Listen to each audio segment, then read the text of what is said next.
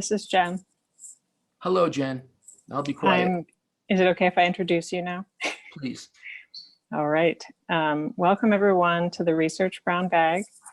I'm Jennifer Ahern, Associate Dean for Research for the school, and I help Lauren Goldstein organize this brown bag. I'm really pleased to be able to introduce our speaker today, Ray Catalano, who's an invaluable colleague of mine. He's professor of the graduate school and also professor emeritus of public health. He has all sorts of academic and life experience relevant to the topic today, including a long history of studying the relationship between large economic shocks and population health, as well as having served as vice mayor and city council person in the city of Irvine. I'm just, he has also been a bit of a provocateur, so I think he's generated quite an audience for this talk, and that will, I think, talk about some of the trade-offs here between the economic impacts and the health impacts of COVID. So thank you so much, Ray. Well, thank you, Jen, for allowing me to do this today, and thank you for organizing the brown bag this year. It's a particularly important year to do it, and I want to thank Lauren Goldstein for helping me get this to work. Lauren, thank you, and thank all the staff for their support. It's difficult enough to deal with faculty when everybody is generally sane, but at this time, it's almost impossible, so thank you. Okay, so this talk was occasioned by, the immediate reason for this talk is, of course, the president's claim on March 23rd or so that the recession occasioned by shelter in place would produce more death than would the actual epidemic. Now, this claim, of course, didn't come from outer space. This is a conversation that had been going on for many weeks beforehand, and I think the president just brought it into the public arena, but it's a question and a controversy that's ongoing. His claim, and I'm just struck by the slide as I look at it, because in a paroxysm of either egomania or stupidity, I put myself on the same slide with the president. But anyway, you can see his claim that you're going to get more death from this, and my response below. Now that I read these, I'm not sure who had the clearer and more compelling comment that day, but there it is. It summarizes my feeling here, which is that at the end of the day, we probably should be much more concerned about the epidemic than we are about the recession, although they clearly both are here, and they clearly both need our work to overcome. So let me get to the main point. The main point is that I'm going to conclude that the pandemic is going to cause more premature death in the US than will the recession, and that's just based on a great deal of research, a little bit of which I'm going to tell you about today. And I'm going to use period life expectancy at birth here to measure premature death, which is a standard measurement. You can think of period life expectancy at birth as the average age of death for persons who died in a given year. So it's called life expectancy at birth because individuals born in that year are, in effect, statistically assigned that life expectancy under the assumption that if nothing changed, that's how long they would live. And of course, everything does change. But it's a good measure of whether death was as expected or less than expected in a given year. There's a caveat. Obviously, this research I'm going to summarize was done on events that are very much unlike that we're having now, both in their dimensions, perhaps, but also in their co-occurrence. That is, the recessions and epidemics I'm going to talk about were bad. Whether they're worse or better than the current recession or not as bad as the current recession and epidemic, we can judge. But what's undisputed is that our experience is now converging in time in a way these earlier ones did not. So we have to be careful here. We don't really know whether these effects are going to be additive or interactive. I think we also need to consider, despite my conclusion, which is that the epidemic is worse and perhaps needs attention before the recession, we also have to remember that there are distributional effects of these events. That is, that not all of us experience them the same way. And I want to dwell on that a little bit, and also to note that there are outcomes of importance other than period life expectancy. So that's essentially the presentation will be about the research, why I come to the conclusion that the epidemic is worse than period life expectancy and mortality, and then the warnings about not using that to dismiss the idea that the recession as a threat. Okay, let's deal with the epidemiologic view of recession and period life expectancy at birth. There's a great deal of work, which I can't ever summarize in the time allotted, that reports that among individuals, job loss that is being put out of work when you wanted to work is a risk factor for all sorts of adverse outcomes, including death.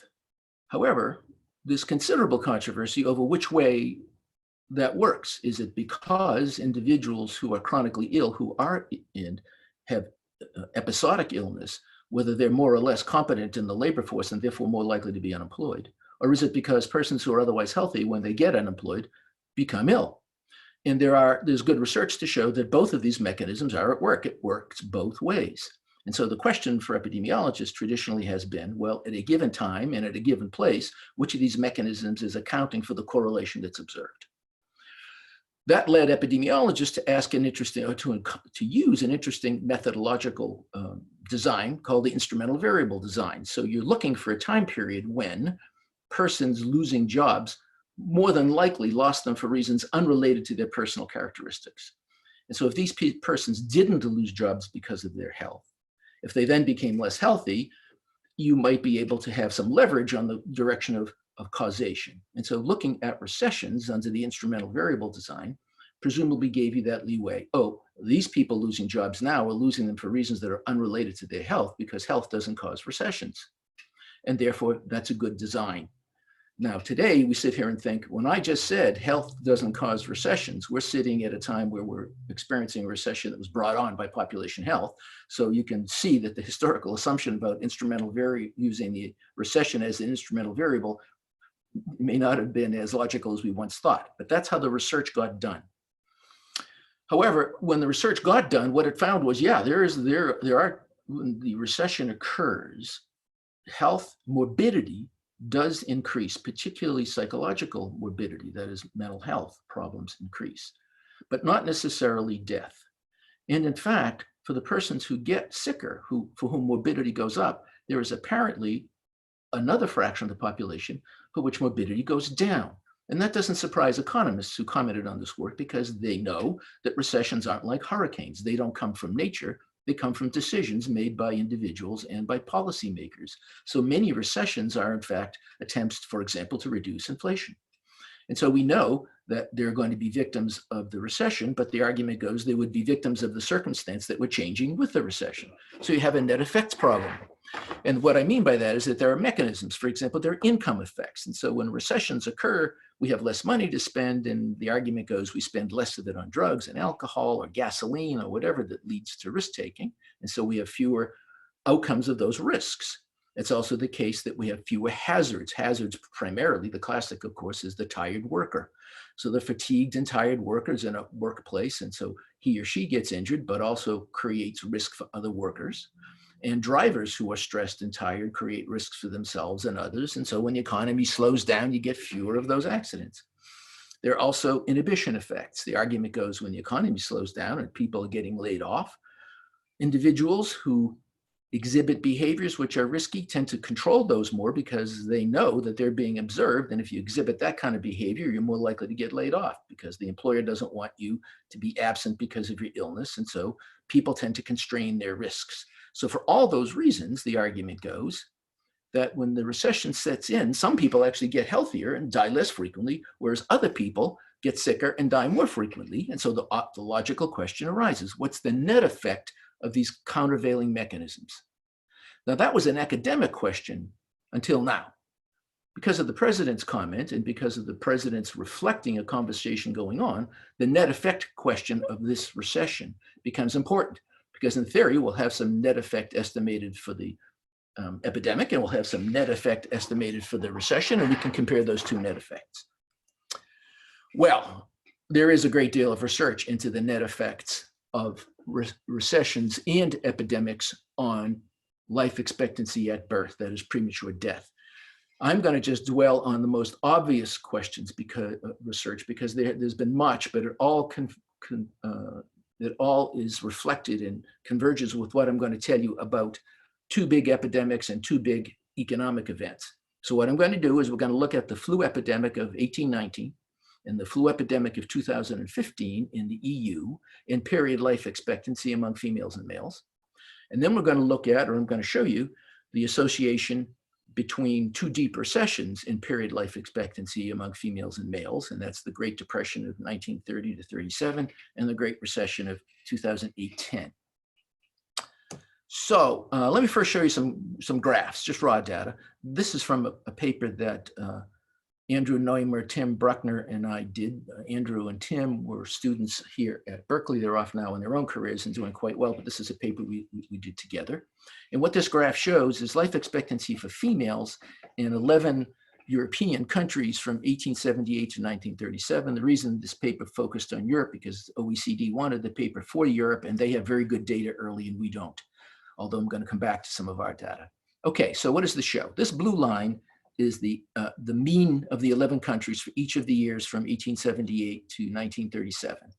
The upper green line is the highest value exhibited by any country that year, and the lower green line is the lower value for any country. So this is not one country. The green, upper green and lower green line are not one country, but the worst case for any country of that year. So you don't need to be a time series analyst to see what's going on.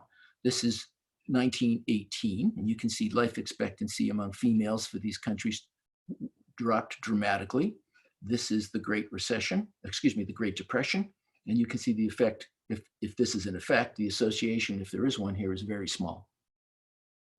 Now, of course, to some degree, this is circular reasoning. We don't call time periods when people are not unusually sick epidemics. We use the label epidemic for periods in which people are unexpectedly sick. In great epidemics, people are dying unexpectedly early. So when I tell you that we had unexpectedly great loss in life expectancy during an epidemic, that shouldn't surprise you.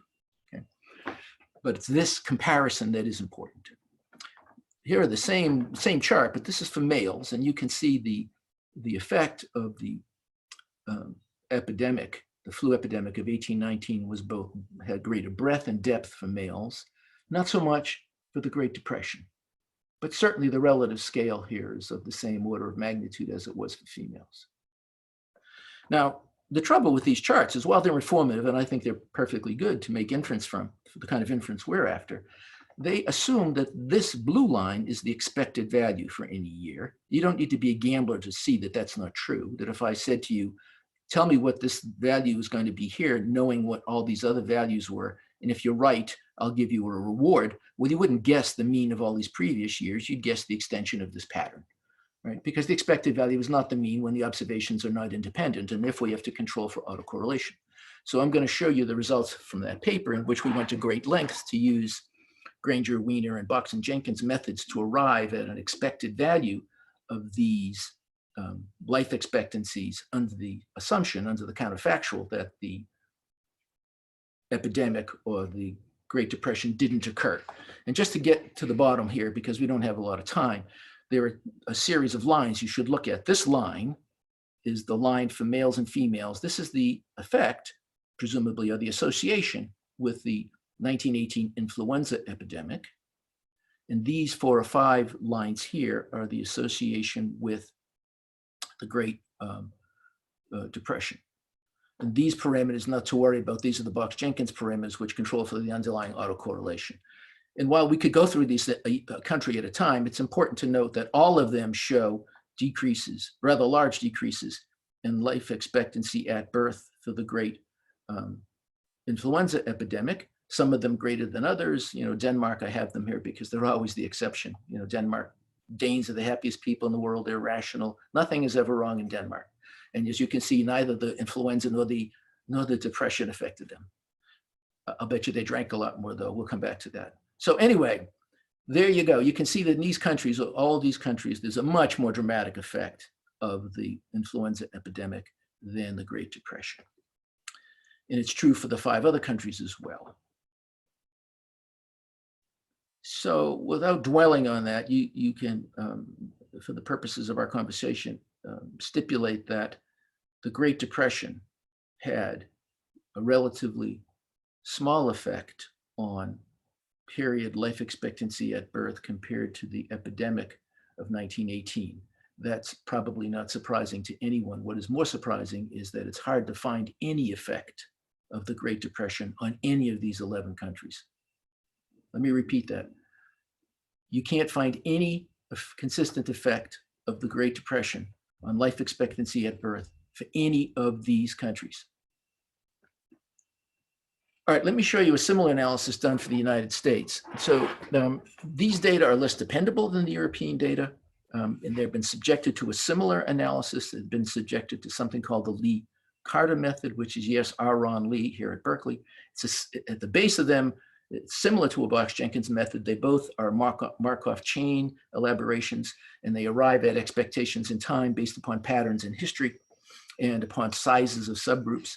But as you can see, in the US, to the degree that these data are dependable, life expectancy at birth in the time of the influenza epidemic dropped dramatically for males and dramatically for females, but again, more dramatically for males, as is true, by the way, in the current epidemic. But in the Great Depression, in fact, it was higher. It didn't look like it declined at all, but it was still inside the expected value of the confidence intervals. So it clearly didn't go down, and it was pretty much as expected. That's true for all Americans. I want to show you one thing, a theme I want to return to, because these are the same charts, but these are for non-whites, which I believe for most of these data would have been predominantly African Americans, although I'm not positive of that. Now you can see something different here. Not only do you have these dramatic drops in life expectancy, but curiously, here you have an actual increase in life expectancy for the associated with the Great Depression for both males and females, slightly more positive for females, but clearly not a decline. So here again, in the US, as in Europe, there's no argument that if you had to worry about which of these two events was going to be more destructive of human life, it was clearly the epidemic of 1919.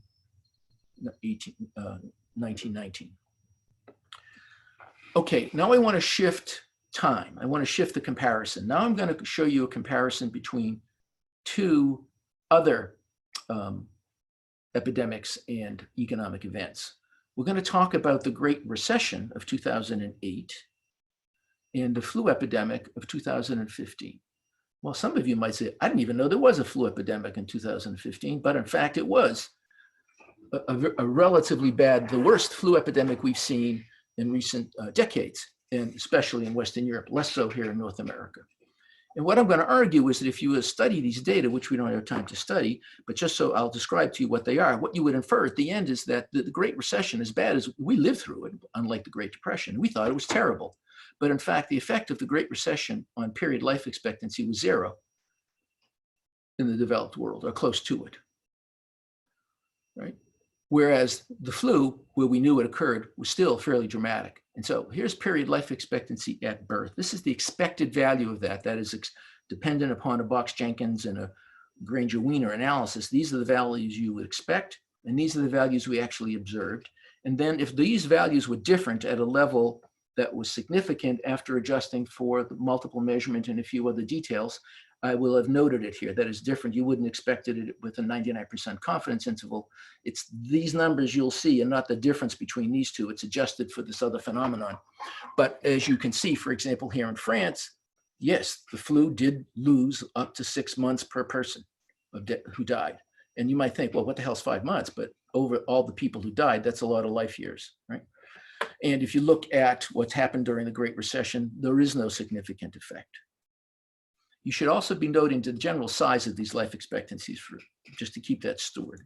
Same data for Germany, same story. 6 months loss in the flu, you can detect that loss with these methods, but with these methods don't detect any difference for the Great Recession. Spain, I have Spain here because Spain was particularly hard hit by the Great Recession, and yet you don't see an effect. Nor do you see, by the way, an association with the flu. This is the kind of argument that the closer you get to the equator, you know, the flu pattern gets dissipated in time and in place. So it's dissipated over months. It spreads, it's in effect, the curve is flattened by climate. I'm not sure if we should believe that, but that's the story.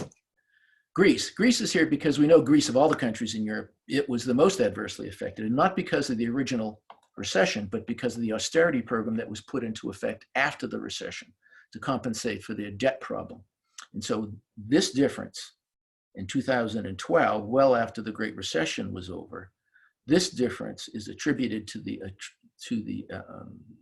austerity program, this small difference. But here's the flu. Even in Greece, which is a relatively speaking, where the flu should be more flat in its exhibition, was there, but it was almost twice the effect as the effect of the widely despised austerity program. I have Iceland here because Iceland is where it all started. For those of you who know the Great Recession of 2008, it started as a financial crisis, not a labor market crisis. And the financial crisis started in Iceland and became devastated. There was no economy in Iceland for 3 months. And you can see that it didn't have any effect on Icelanders. Okay. United Kingdom, same as France and Germany, similar story. The recession, yeah, 4 or 5 months lost. Excuse me, the flu took half a year out. The recession, nothing. Okay, so at this point, I think it would be easy for me to say, let's not worry about the recession because the president's clearly wrong. The recession would have to be much worse than the Great Depression to even be worried about, let alone approach the effect of a serious epidemic. But I don't want to be accused of being, oh, by the way, this is Denmark. I mentioned Denmark to you. So Denmark, sure enough, Denmark got healthier during the Great Recession. We should all be Danes.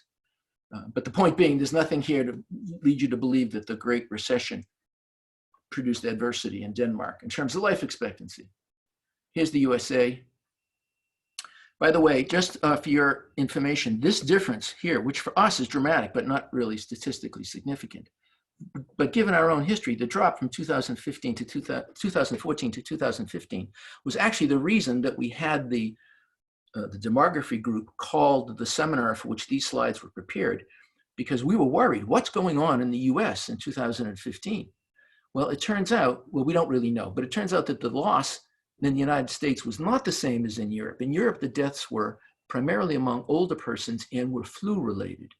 In the United States, the unexpected deaths were primarily among the young, primarily among the males, and related to opioid abuse. And this is thought to be it's called the opioid epidemic, and these are the deaths of despair that we've heard so much about. Now, we've made a great deal about that, but I want you to just be aware of the fact that its effect compared to flu seasons, for example, is small. It's to be regretted and to be worked on and maybe to feel shame over, but we're talking about phenomena of different sizes. Okay, so how does that look then compared to deaths of the epidemic? I'm not going to spend a lot of time on the current epidemic because I'm not a modeler of the current epidemic. Even if I were, I wouldn't admit to be a modeler of the current epidemic because they're not doing a very good job, as we all know. And so I'm going to claim I'm not one, even though that's how I usually make my living, or did make my living. But here's just some data for you to look at. If you think that the current epidemic is somehow like a flu, I want you to look at these charts.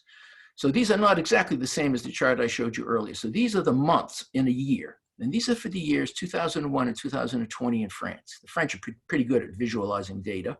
And what you've got here is these are not the high and low value for any year. These are actually the years. And for example, this year, the dark year here, is the average of all the years. And this one year is 2003, and this is the heat wave of 2003. And these are just daily deaths, the number of deaths in France every day. And the red line is what we're now experiencing in 2020. And this is only 3 days old. This last value is only 3 days old. So if you don't think that what we're having is worse than the flu, I don't know how you can come to that conclusion looking at some of these charts. But is it as bad as the heat wave? Well, I'll leave you to worry about that. Here's an attempt by the Times to do similar things. I won't bore you with this except to say that they claim that there are excess deaths in all of these countries attributable to the time period of COVID. They're doing this comparison because they want to claim that the reported deaths are too few. Epidemiologists are saying, whoa, whoa, whoa. These additional deaths may be because these deaths have crowded out the healthcare system. So persons who would otherwise have been saved with other illnesses are not now being saved. And that's a controversy that'll have to be worked out. But there's no doubt that there's a huge excess here. That's the sum of these two. Here's the excess deaths. I mean, there's no doubt that we're having an excess amount of death. Just Sweden, I'll just put this up because Sweden is so controversial because of its policies. So Sweden was having a relatively benign year until the epidemic, and now this is the excess over the historical average. So what am I telling you? So what I'm telling you up to here is, as I was saying a moment ago, is I don't believe that you can argue from the data, and a lot of data. I just took the most obvious cases here. It's very hard to argue that based on history, we would expect the recession we're in now to produce as much premature death as the epidemic we're in now. But as I noted at the outset, I could be wrong. But I think if I had to guess, based on the data we have, the expectation is it will not be as great. What I don't want to be accused of is being the dinosaur in the next slide. The slide was, you may have seen this slide. So, yeah, you know, why are we even worried about the economy? We're like dinosaurs, those of us worrying about the economy. The media is about to destroy us all, and we're worried about the economy. I don't think we're there. The economy is important. So I don't want to be that dinosaur, and I don't think anybody listening should be that dinosaur. The economy is important, and we do have to deal with it. What am I talking about? I'm now going to show you that there are effects of economic contraction that we need to tend to. The most obvious one are the mental health effects, because nobody I know in the field, people with whom I haven't agreed with in 10 years who work in the same area I work in, we all agree that there are adverse mental health effects of recessions. So for example, here are data. This is a survey item that's been asked over a long period of time, and essentially asks you, do you expect to get laid off in the next year? And as you can see, the fraction of American workers which believe they're going to be laid off in the next year is at an unprecedented high. 25% of them think they're going to, this is only these are 10 days old, these data. So, you know, 25% of American workers believe they're going to be laid off. And by the way, they may be right. Here, 21% thought that was true in the peak of the 2008 recession, in which nothing like that happened. But this is important because this is what drives the anxiety and depression and the behavior induced by recessions that then lead to adverse somatic health outcomes. So we should be worried here. There's a large literature, a very large literature, reporting that contracting economies are associated with a rising increase of psychiatric disorder, anxiety, depression, substance abuse, other things as well. And this appears to be true when you control for the reverse causation problem that we discussed earlier, although here it's harder to torture that out. It's also true, by the way, that tolerance with people who have chronic and persistent and severe mental illnesses goes down during recessions for reasons we could get into. If there's any psychologists in the audience today, this is the classic frustration aggression paradigm at work here. So the argument goes that there are more people in treatment for psychiatric illness when the economy gets bad, not because they were made sicker, but because our tolerance for their sickness goes down and they get driven into service, into treatment. It's also true that suicide is more common among job losers. And of course, here reverse causation is of a different type. It's hard to argue that somebody's suicide caused him or her to be unemployed. I mean, you can see the problem with that argument, but it's plausible that in fact, their illness, that is the underlying depression that caused them to be suicidal, may also have caused them to lose a job. It's also the case, by the way, that suicides appear to be harvested in recessions. What I mean by that is, if you do the accounting on a monthly basis and the recession starts, you'll see an increase in suicides.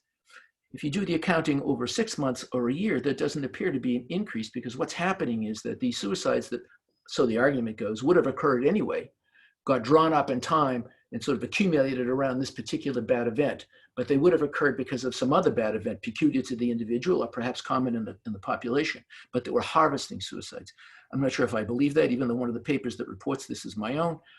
I'm not sure how broadly that generalizes.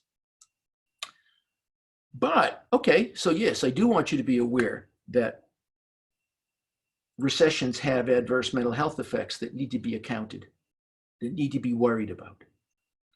It's also true, however, that while we have much less experience with it, Epidemics will likely have adverse mental health effects, and they might be worse. And it's called communal bereavement. You all know what bereavement is. Bereaved individuals are those who've suffered the death of someone that they felt attached to and dependent on, and that person died. And bereavement is a normal, healthy experience, but when it goes on too long or too deeply, it becomes clinically important. And among people who are clinically bereaved, the observation is one of the common characteristics about them is that they oftentimes express guilt for the death. They felt something could have been done to avoid the death of the person that they felt close to and dependent on. Curiously, it was discovered at the time of 9/11 and the assassination of Olof Palme and the sinking of the Estonia, which was a terrible event in Sweden in which many, many people were killed on television.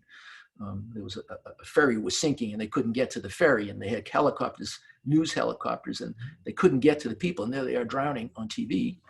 So the argument was that the same reaction was occurring in people. They were bereaved even though they didn't know individually any of the persons they weren't close to any of the persons who died, but they associated either the individual in the case of Olof Palme or the death of many people that they could see dying for reasons that should have been averted.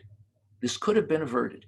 And there was this kind of treating of people for what was called communal bereavement rather than idiosyncratic bereavement. Well, I can't think of a circumstance that should, under that theory, induce more communal bereavement than what we're experiencing now. Okay. We blame each other for this thing. Every day there's somebody else is being blamed for why we weren't ready for this, why we're not doing the right thing, and we're watching people die. Every day we're told that only 55,000 will die, and it's now 56,000, and then it's going to be 60,000. We don't know how many people will eventually die because of this over the next 18 months. But you can be sure we will be witnessing a great deal of death, and communal bereavement is going to become part of our life. We need to get ready for that.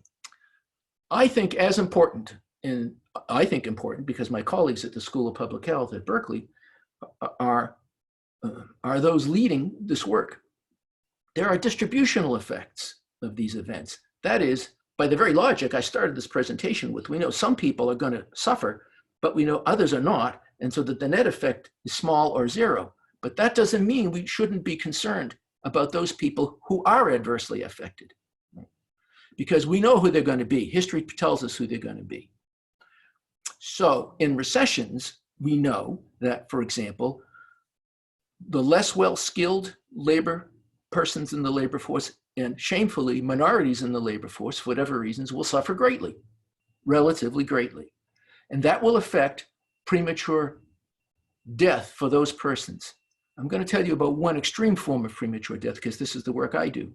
Paraviable birth. A paraviable birth is an infant who's live born before 26 complete weeks of gestation, very early. They represent about 1/2 of the births in the United States. But they account for 40%. Let me repeat that. 1/2% of the births account for 40% of our infant mortality.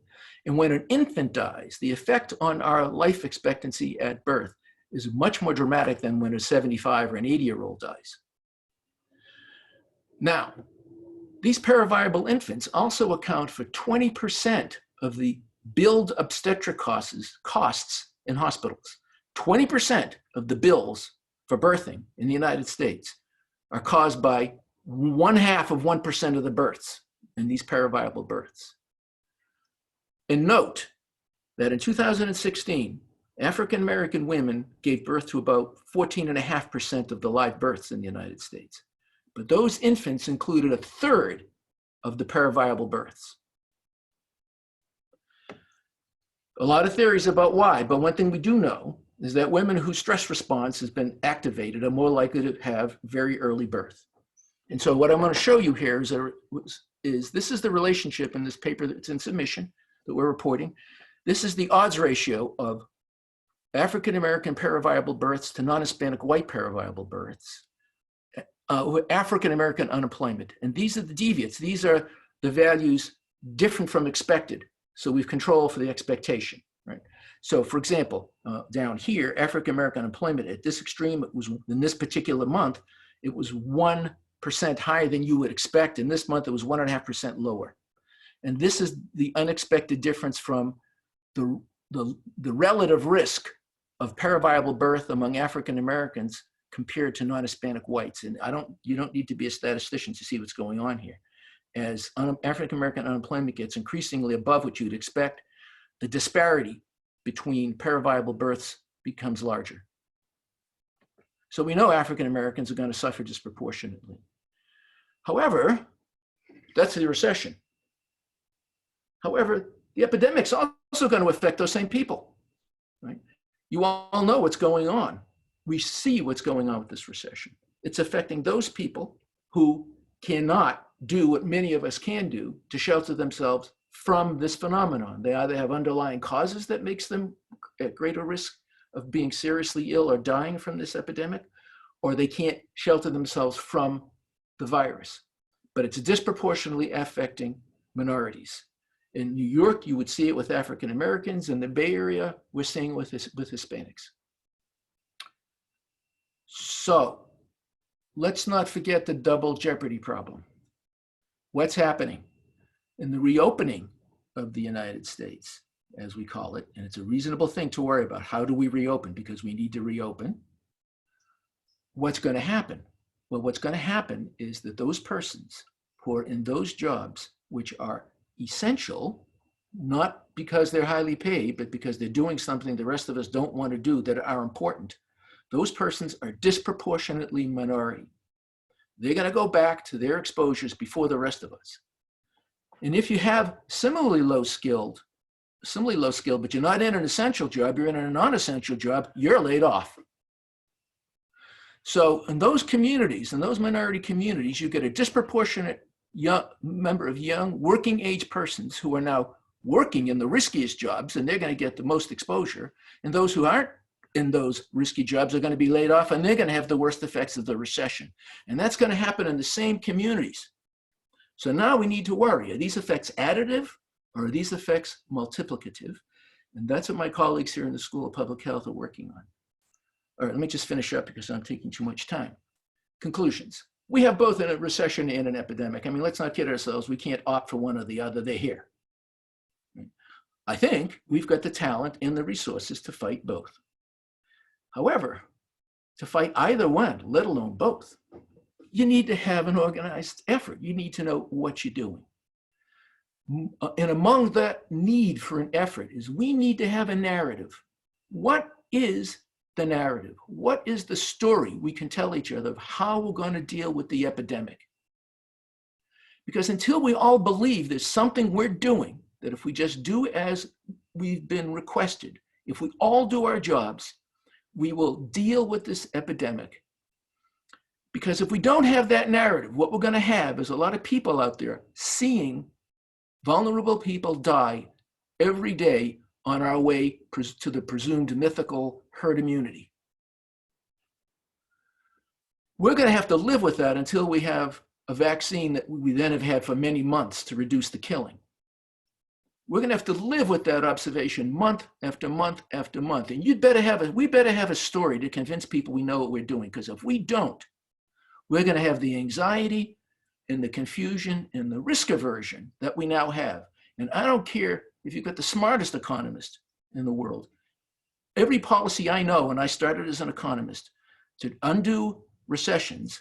And by the way, I'd rather undo a recession than undo an epidemic, because I know something about recessions, and recessions are caused by my fellow humans. Those interventions aren't going to work if you have great anxiety, great confusion, and great risk aversion. It's going to be very hard to get the economy back until you can convince people that we know what we're doing with the epidemic. And I don't think we can convince people of that. In fact, I'm not so sure my colleagues in epidemiology know what the hell we're doing. You look at the stories in the press, you look at the claims, you look at the use of our resources today, and they seem particularly ill-informed. There's no coherent story to justify what we're doing. And I'm going to leave it at that, and thank you all for listening.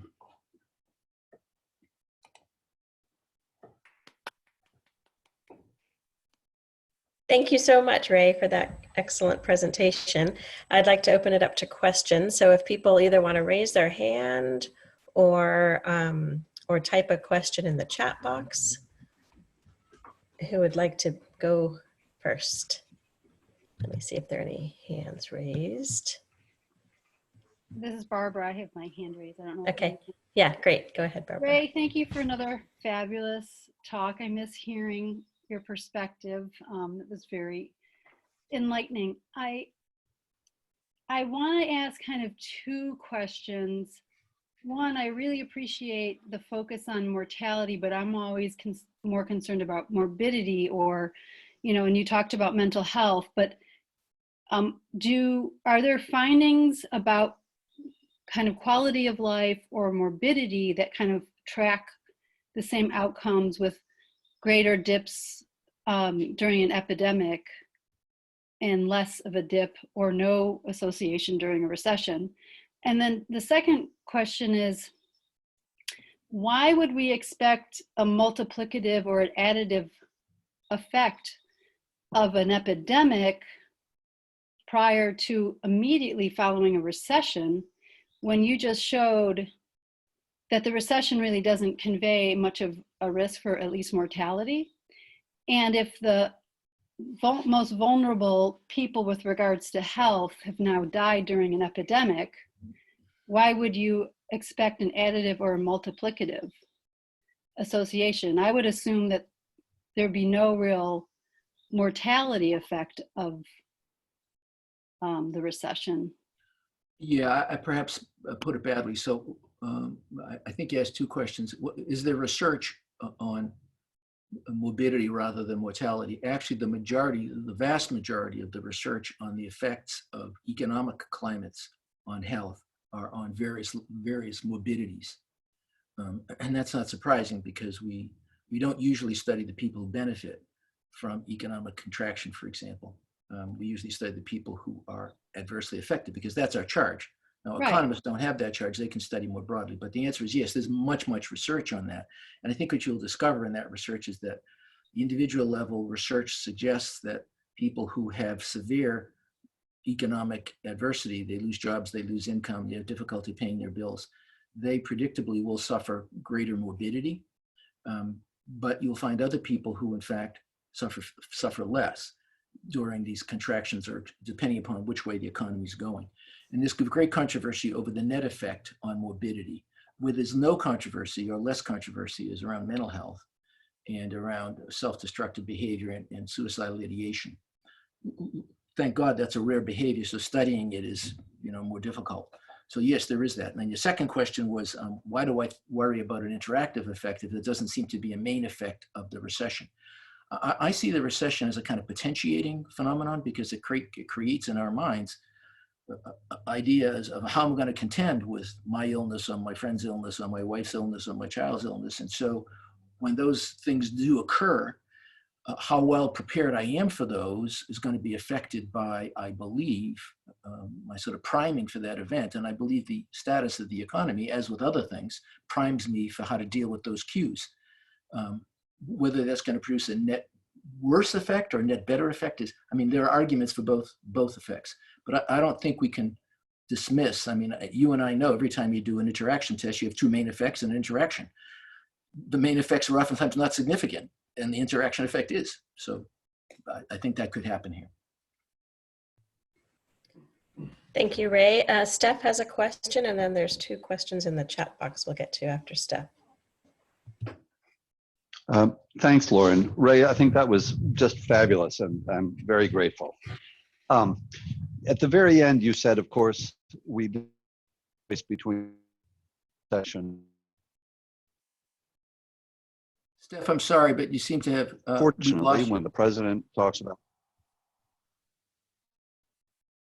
you Lauren, lost me, Steph. Oh, Steph, you're cutting in and out. Is there a way you can I'll come try back. again? You go Okay. to somebody else. Okay, Emily has a question. What do you think would be the steps towards reopening that would most boost the economy while maintaining maximal safety intents?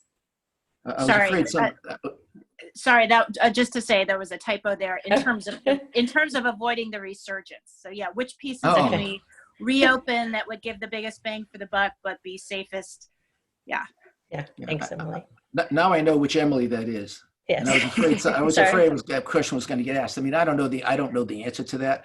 There's a lot, and I think the correct answer to that will vary from place to place. My suspicion is, though, that those that we're seeing now in Florida and Georgia, they're probably going to go too fast. I mean, if you can adopt the Swedish objective, which is to run the burn as high as you can before the hospital system gets overwhelmed, and that way you are getting immunity faster, presuming there is such a thing as conferred immunity by natural infection. I think there is, but there's controversy. So that's one way to do it. I mean, if you think you can do it politically and that's what people want, you can do that. So I'm not sure that there's one way to do it, but I do suspect that we're going to have to feel our way through this. I mean, if you think about it, there's a continuum. You can just say, hey, let's go open the doors, let's do what we want to do, or we can essentially just intuitively pick something and open it. I mean, the operations research person in me says, we've got 50 states. Let's try 50 different models and see which ones work. But that would be hard to get through the human subjects committee. So we'll feel our way through this through intuition. But I think there's no strong prior. Thanks. I think Steph is back. Do you want to try again, Steph? Sure. Ray, I thought that was fabulous. And you pointed out at the very end that it isn't a question of epidemic or recession, that we get both of them. Although at the beginning, showing Trump, and you could put any of a number of governors up there as well, they are acting as if they're choosing between either imposing a recession and not having an epidemic, or having an epidemic without a recession. And of course, that's ridiculous, because as soon as bodies start piling up in the streets, there will be a recession, because people will stop doing all the things that right now we're telling them not to do. But in a developing country, this is potentially very different, right? Because the comparison is not recession versus epidemic. It's epidemic with X level of shelter in place and other social distancing measures imposed, or epidemic without the imposition of those things, and which is worse. And there's no question that if what we're trying to do is preserve access to ICU beds, in the Central African Republic, there's already no access to ICU beds, therefore ICU beds don't save additional lives. The calculus is different than it is for San Francisco. And this, I think, is this false dichotomy that people have put forward, suggesting it's recession or epidemic. It's really the question of, are we going to impose additional economic hardship in the hope that by delaying infections, we will have treatment or vaccines available? Or are we going to have the controlled burn that is not, destroying society, but getting it over with quicker, so that we have the same amount of deaths in a shorter period of time and less economic impact overall? And I think that's the struggle. I think that very few countries are going to be able to get to where Australia, New Zealand, South Korea, Taiwan are with a controlled epidemic. We're instead going to have different levels of controlled burn. And I think the question is, what does that trade-off look like? Yeah, you said it. I mean, I can't add much to that, except to say it's an honor to have you here, Steph. Thank you for coming. You're the expert on the international applications of this, so I would certainly defer to your judgment. But yeah, that's all true. Thank you. Marguerite Campbell has a question. She says, how can public health leaders provide a unified narrative in the face of willful federal incompetence? Well, I know what she's saying, but among us, I mean, it's not like we've shown laudable amount of competence. To be honest with you, all you need to do is look at the conversation among us over testing, and it's an embarrassment. So when we get our story straight, then we can go out and tell people what the story is. But we need to get our story straight. It is confused, right? We're eating each other. We're attacking people at Stanford for doing the obvious thing that should have been done. The rest of us were all afraid to do it. They went out and did it, and now we're attacking them for doing it. They their critics invoke Bayes. They wouldn't know Bayes if Bayes jumped up and bit them, right? And now we're making all kinds of mistakes again with the capacity to test. So the argument I have, and what makes me less popular among my colleagues perhaps than I should otherwise be, is that we don't have a story. We don't have a story. And until we have a story, why are people going to listen? I mean, we become dueling epidemiologists on TV now. I don't think that's a good thing. Thank you. Andrew Neumer has a question, and then I think we'll have to wrap up since it's 12:30. Andrew?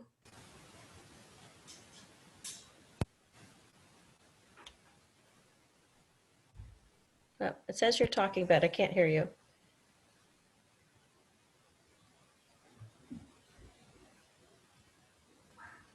All right, sorry, I don't hear his question. I'm glad you can't so- hear Andrew. Yeah. Andrew is the former student, and I'm sure he knows exactly where my errors are.